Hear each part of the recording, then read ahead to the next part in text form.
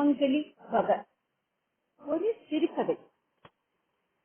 சிவானந்தமும் மகேஸ்வரியும் நகரவே முடியாதபடி traffic ஜாமில் மாட்டிக்கொண்டார்கள். Motor சைக்கிளை இங்கே அங்கே நகர்த்த முடியவில்லை. மகேஸ்வரிக்கு வயிற்றை பிரட்டி கொண்டு வந்தது. என்னங்க இப்படி ஒரு கூட்டம், இந்த இறைச்சல் புகை நாட்டத்தில் தலைவலி வர்ற மாதிரி இருக்கு, கொஞ்சம் பொறுத்துக்கோ.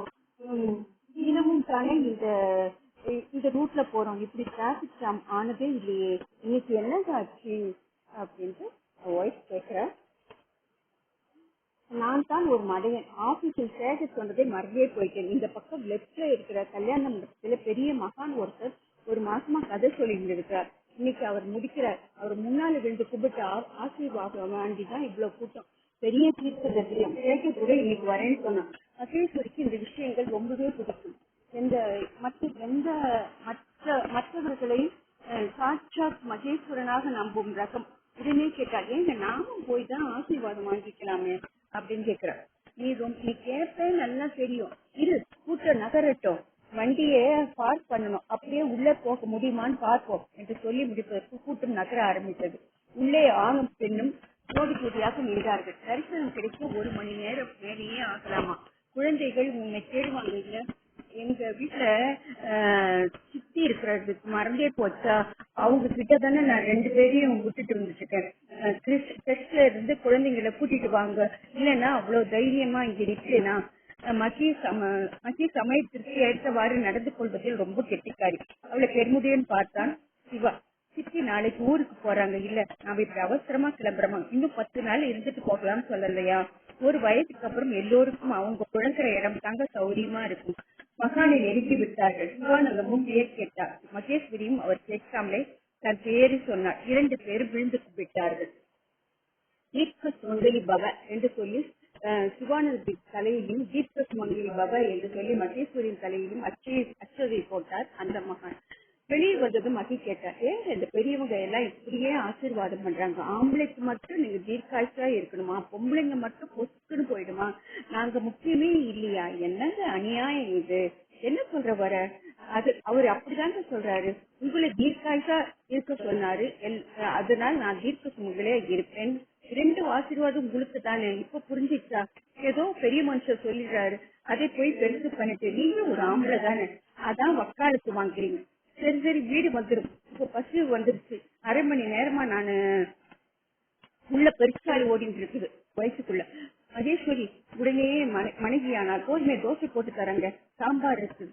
சிக்கிம் குழந்தைகளும் அதை புதுங்கிறார்கள். வீட்டுக்கு நுழைந்து அங்கே நிமிடத்தில் தோசையுடன் வந்தாள் மகி. மகேஸ்வரிக்கு உடம்பெல்லாம் வீட்டு வேலைகள் மறந்தும் சிவானந்தத்தை எதிர்பார்க்க மாட்டாள். சனி ஞாயிறில் ஆபீஸ் கிடையாது. இந்த 2 நாட்களிலும் குழந்தைகளுடன் நிறைய நேரம் பொழுது போக்குவாள். திங்கள் என்று பொழுது விடிந்ததும், ஐயோ சனிக்கிழமை ஞாயிற்றுக்கிழமை முடிஞ்சு போச்சே என்று முகல் சொல்லிக்க மாட்டார். சிரித்த முகத்துடன் வேலையை முடித்துக் கொண்டு குழந்தைகளை ஸ்கூலுக்கு அனுப்பிவிட்டு தானும் ஆபீஸுக்கு கிளம்ப ரெடியாக நிற்பாள். 1 வாரம் வரை இவர் தங்கியிருந்த சுற்றி புறப்பட்டு போனதில் வீடு வெறிச்சென்றிருந்தது. அந்த சிவா தூங்கி எழுந்ததும் மகி இன்னும் தூங்கி கொண்டிருந்தார். ஏய் மகி எழுந்திரு, குழந்தைங்க ஸ்கூல் போக வேண்டாமா. மகி என்னவோ சொல்ல பார்த்தார். அவனுக்கு புரியவில்லை. என்ன சொல்ற, எனக்கு பயங்கரமா காய்ச்சல் அடிக்குது, நீ என்ன சொல்ற, எழுந்திருக்கலாமா, எழுந்திருக்கு பாரு, டாக்டர்கிட்ட போகலாம், முதல்ல பிள்ளைங்களை ஸ்கூலுக்கு அனுப்ப பாருங்க, ஈவினிங்க்கு எனக்கு தெரிஞ்சிடும். ஐயோ மகி, நீ ஜுரம் படுத்து பார்த்ததே இல்லையே, நெருப்பா குதிக்கிறே. வெளியே வந்து பார்த்தான். அங்கே 9 வயது லதாவும் 6 வயது சந்துருவும் பரிதாபமாக நின்று கொண்டிருந்தார்கள். அம்மாவுக்கு என்னப்பா ஆச்சு, ஜுரம் கண்ணா, பேஸ் கொண்டு வா சாப்பா, நாங்க அமுக்கினா நிறைய வரும், ஒவ்வொரு கால நேரையும் இப்படித்தான் ஆரம்பிக்கும். சிவாக்கு தெரியவே தெரியாது. மகி இல்லாத கிச்சனுக்கு நுழையவே பிடிக்கவில்லை. சரி வாங்க பால் கலக்கி தரேன், சமத்தா புரியுங்க. ஐயோ வெறும் பால் இல்லப்பா, எனக்கு போன்விட்டா சத்துப்பா ஹார்லிக்ஸ். சரி அப்புறம் டிஃபன் என்ன பண்ணி சாப்பிடுங்க. நோ டிஃபன், டெய்லி பருப்பு சாதத்தில் ரசம் போட்டு ஒரு காய் பண்ணி ஊட்டி விடுவாங்க. சிவானந்தத்துக்கு தலை சுத்த ஆரம்பித்தது. இத்தனை வேலை இருக்கா, யார் பண்ண போறாங்க, எப்படி. அதற்குள் மகியின் ஞாபகம் வர அவளை பார்த்து உள்ளே ஓடினான். உடம்பு நெருப்பாக கொதிக்க அரை மயக்கத்தில் இருந்தார். இப்ப என்ன பண்ண, நல்ல காலம் பக்கத்திலே ஒரு ஹோட்டல் இருக்குன்னு ஞாபகம் வந்தது. கண்ணுங்களை 5 நிமிஷம் வெயிட் பண்ணுங்க, இதோ போய் இட்லி வாங்கிட்டு வர. அப்பா நேரம் ஆயிடுச்சு, இப்ப பஸ் வந்துடும், நாங்க இன்னும் குளிக்கவே இல்லை என்றால் சரி. சந்திர அழுது கொண்டே எனக்கு பசிக்குது என்றான். அப்பா யார் எனக்கு தலை பின்னி விடுவாங்க, அழுக்கா போனா டீச்சர் திட்டுவாங்க. லதாவுக்கு நிறைய முடி. மதி எந்த காலத்திலயும் முடியை வெட்டவே சம்மதிக்க மாட்டான். பின்னி விடவே 1/4 மணி நேரம் தேவைப்படும். உடம்புல பில்லி எடுக்க சதையில்லை. சாப்பிட்டதெல்லாம் முடியில தான் போய் போஷாக்கா நிக்குது என்று சொல்லிக்கொண்டே தான் தினமும் தலை பின்னி விடுவார். பக்கத்து வீட்டு ஆண்டி அம்மாவோட ஃப்ரெண்டு தானே, அவங்க கிட்ட போய் பின்னிக்கிட்டு வாங்க. 2 பேரையும் இட்லி சின்ன வைத்து டிஃபன் பாக்ஸையும் அதே பேக் பண்ணி சந்தருக்கு ஷூ சாக்ஸ் போட்டு தலைவாரி பஸ் ஸ்டாப்பில் கொண்டு போய் டாட்டா காட்டி விட்டு வந்த போதுதான் இன்னும் பஸ்ஸே பல்லே தேய்க்காதுன்னு ஞாபகம் வந்தது. அசோக்கு போன் பண்ணி ஆபீஸ் லீவில் சொன்னான். மகிமா எழுந்திரு, டாக்டர்கிட்ட போகலாம். பதிலே இல்லை. இன்னும் கொஞ்சம் திட்ட போனான். முடியலைங்க, என்னவோ பண்ணுது. மகிழ் முறைக்குரலா இது. சிவா முயற்சியை விடவில்லை. மெதுவாக எழுந்திரு மகி, டாக்டரை பார்த்துட்டு வந்துடலாம். முடியாது. மகிழின் முகத்தில் காலை வைத்துக் கொண்டு கேட்டான். நீ சரியா இல்லம்மா, டாக்டர்கிட்ட போலாம். என்னால முடியல, டாக்டர் இங்க கூட்டிட்டு வாங்க. டாக்டர் வீட்டுக்கு வரணுமா? இதை மகியா சொல்றா. கேலண்டரை பார்த்தார். 27 மாச கடைசி. அவருடைய பர்சில் 600 ரூபாய் இருந்தது. மகிழின் ஹேண்ட்பேக்கில் 300 ரூபாய் இருந்தது. எமர்ஜென்சி பணம் வைத்திருக்கும் இடம் மகிழ்ச்சி மட்டுமே தெரியும். அவளிடம் இப்போது எதுவும் கேட்கக்கூடாது. ஹவுஸ் விசிட்டுக்கு டாக்டர் 1000 கேட்டாலும் ஆச்சரியமில்லை. அது போக மருந்துகள். சிவானந்தம் மிரண்டே போனான். 2 பேரும் சேர்ந்து கணிசமான சம்பாதித்து செய்கின்றார்கள். வீட்டு லோனுக்கே அது ஒரு பெரிய தொகை போய்விடுகிறது. பேண்டை மாட்டிக்கொண்டு டாக்டரை நோக்கி ஓடினான். டாக்டர் வந்ததும் அவசரமாக முன்னே ஓடினார். டாக்டர் அவளை எரிச்சலாக பார்த்தார். மத்திய நிலைமை சொல்லி கெஞ்சி கூத்தாடினான். அவர் லேசில் மசியவில்லை. அதற்குள் 15 பேர் வந்து விட்டார்கள். டாக்டர் அவர் பிழைப்பாளோ மாட்டாளோ என்று தெரியவில்லை. 2 பசங்களை விட்டுட்டு போயிட்டாளு. ஐயோ, நான் என்ன பண்ணுவேன்? கொக்கி நீருடன் டாக்டர் கட்டுப்பட மாதிரி இருந்தது. வீடு ரொம்ப தூரமா, பேஷண்ட் வந்துட்டாங்க, போயிட்டு உடனே வரணும். டாக்டர் கூட்டி கொண்டு போவது ஆட்டோவில் நிச்சயமாக ஏற மாட்டார். பைக்கில் பின்னால் உட்கார மாட்டார். டாக்டர் ரொம்ப பிஸியாக இருந்தார். சிவா வாசல் பக்கம் மூடினான். ஏதோ ஒரு நல்ல காலம். ஓலா வண்டி வந்து காலியாக இருந்தது. டிரைவர் லேசில் சம்மதிக்கவில்லை. ரொம்ப உடம்புக்கு முடியாம இருக்காங்க, பிள்ளைங்களை விட்டுட்டு செத்துருவாங்க போல இருக்கு என்று அழுததும் தான் ஒப்புக்கொண்டு 2 மணி நேரத்திற்கு 500 ரூபாய் கேட்டான். அவனோட சொந்த வண்டி என்பதால் உதவி பண்ண முடிந்தது என்றும் சொன்னான். மகியோட ஜுர வகத்தை பார்த்து டாக்டரே பயந்து போய் ஊசி ஒன்று போட்டார். ராத்திரி சாப்பிட்டது டாக்டர். ஊசி போட்டா தாங்குவாளா?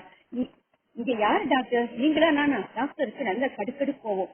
வயது 50க்குள்ள இருக்கலாம். அதற்குள் இப்படி ஒரு குணம் என்றால் டாக்டர் பிராக்டிஸ் பண்ண சமயத்தில் பேஷண்ட்டுகளை என்ன பந்தாடி இருப்பாரோ. இந்த மருந்து வாங்கி கொடுங்க, ஜுரம் குறைஞ்சிடும். ஸ்கேன் எடுத்து பார்க்கணும். ரிப்போர்ட்டை கிளினிக் கொண்டு வந்து காட்டுங்க. 1000 ரூபாய் வாங்கி கொண்டு டாக்டர் பறந்து விட்டார். வந்து போக அரை மணி நேரம் தான் ஆனது. ஓலா டிரைவர் ஒரு பைசா குறைக்க மாட்டேன் என்று சொன்னான். வயிற்றை பிரட்டி கொண்டு என்னமோ பண்ணுது. ஊசி கொடுத்த செம்பில் மகியால் பேச முடிந்தது. ஓடி போய் ஆர்டிஸ் கரைத்து கொண்டு வந்தான். இந்த குடி. வலுக்கட்டாயமாக அவளை குடிக்க வைத்தான். சிலுக்கு என்ற சத்தத்துடன் குடித்த ஆர்டிஸ் அத்தனையும் அவள் முகத்திலேயே வாங்கி எடுத்தார். சிவா மிரண்டு போனான். இப்ப என்ன செய்வது? இவளை வெளியே கூட்டிக் கொண்டு போய் ஸ்கேன் எடுக்க முடியுமா? வயிறு வேறு பசித்தது. அதற்குள் பக்தனியாக்கு காலை டிஃபன் சாப்பிட்டு மகி இன்னைக்கு தோசையும் சாம்பாரும் சூப்பர் என்று கமெண்டும் அடிச்சிருப்பான். பச்சை திறந்து பண நிலைமையை பார்க்கவே பயமாக இருந்தது.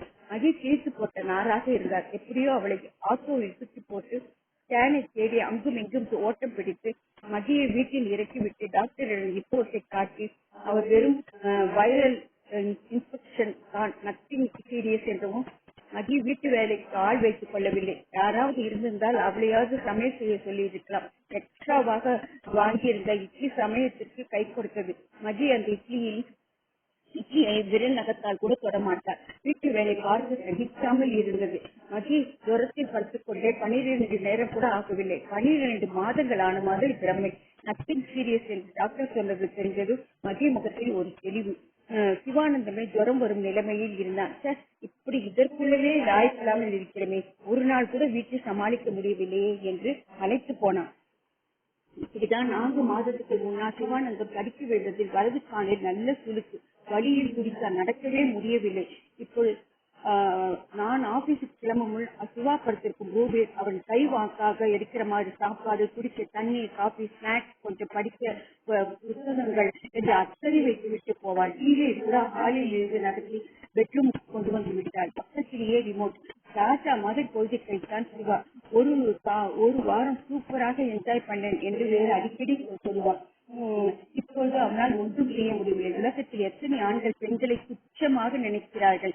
சிவாவின் ஃப்ரெண்டு ஒருத்தன் கூட அடிக்கடி பொட்டத்துங்களுக்கு என்ன தெரியும், வீட்டை பார்த்துக்கவும் சமைக்கவும் தான் லாயக்கு. ராத்திரி சாப்பாடும் ஓட்டலில் இருந்துதான். மகேஸ்வரிக்கு லைட்டாக ஓட்டும் பாதி ருச்சியும் அது உள்ளே போக அரை மணி நேரம் ஆனது. சாப்பாட்டின் காரமும் ருசியும் குழந்தைகளுக்கு பிடிக்கவே இல்லை. அத்தனை வேஸ்ட். ஐயோ பாவம் என்று சொல்கிற மாதிரி குழந்தைகள் வளைய வந்தார்கள். மகிழ்ச்சி உடம்பு சரியானதும் ஒரு பேசிக் குக்கிங்காவது கத்துக்க வேண்டும். இப்படி முடிக்க கூடாது. அம்மாவுக்கு எப்போ குணமாகும், எப்ப எனக்கு தள்ள பிள்ளி விடுவாங்க. பெண் லதா கேட்ட போது பிள்ளை தந்து பக்கத்திலே அழ தயாராக இருந்தான். சிவா பதில் சொல்லாமல் 2 குழந்தைகளும் இறுகி கட்டி பிடித்தாள். என்னங்க 10 நாளா வீட்டுக்குள்ள அழிஞ்சு கிடந்து அழுத்து போட்டீங்க, எங்க வெளியில போயிட்டு வரலாமா? நாங்க அதை கேட்ட சிவாவுக்கு ஒரே சந்தோஷம். எங்கே போகலாம் சொல்லு, ஆனா ரொம்ப தூரம் போக வேண்டாம்.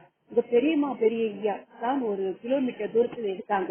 ஆனா இந்த வயசாங்க கிட்ட போய் என்னத்த பேசுறது, பிள்ளைங்க வர சம்மதிக்கணும், கேட்டு பாருங்க என்று சிவா யோசித்தான். இல்ல அங்கேயே போவோம். ஒரு அரை மணி நேரம் இருந்துட்டு உனக்கு தெம்பா இருந்தா பீச் பக்கம் கொஞ்ச நேரம் உட்கார்ந்துட்டு வீட்டுக்கு வருவோம். பீச் சென்றதும் லக்கா சந்தூருக்கு முகத்தில் ஒரே உற்சாகம். அதாவது ஒரு நாள் இருந்தது அவங்க 10 நாள் 2 மாதிரி இருக்கும். இல்லைங்க, இன்னைக்கு இங்கேயே போயிடுவோம். ஒரு அரை மணி நேரம் எடுத்து உள்ளே தெம்பா இருந்தா பீச் பக்கம் கொஞ்ச நேரம் உட்கார்ந்துட்டு வீட்டுக்கு வருவோம். பெரியம்மா பெரியப்பாக்கு இவங்களை பார்த்ததும் ஒரே சந்தோஷம். சிவா, மகி நல்லா இருக்கீங்களா? பார்த்து 80 நாள் ஆச்சு. கண்ணுங்களா? தாத்தா பாட்டி கிட்டத்துல வாங்க, உங்க 2 பேரையும் பார்க்கணும் போல தோணுச்சு. அப்படியே வந்தோம். பெரியம்மா முதல்ல கும்பிடுங்க, திருநீர் பூசி விடுங்க. இப்ப நீங்க 2 பேரும் என்ன சொல்லி ஆசீர்வாதம் பண்ண போறீங்க? என்னடா லூசா இருக்கிற? எங்க பிள்ளைங்க நீ ஆயுசோடு இருக்கணும். அதனால என் மருமக பொண்ணு தொங்க தாலி கட்டிட்டு சுமங்கலி பொண்ணா வாழணும். இன்னைக்கு இப்படி சொல்ல வேண்டாம், கும்பிடுறோம். மகேஸ்வரிக்கு நிறைய ஆரோக்கியத்தை கொடு சாமின்னு ஆசீர்வாதம் பண்ணுங்க. அவ சரியா இருந்தா நாங்க எல்லோருமே நல்லா இருப்போம். அப்புறம் அவ கழுத்து தாலி தானாகவே ஆடிட்டு இருக்கும், தாலாட்டு பாடிட்டு இருக்கும். யாரும் படிக்கல. என்னப்பா சொல்ற? கட்டது போதுமடா சாமி சொல்ற. அப்படி சொல்லலன்னா மகி ஆசையோடு பார்த்தா அவளுக்கு சிரிப்பு கொத்து கொண்டு வந்தது.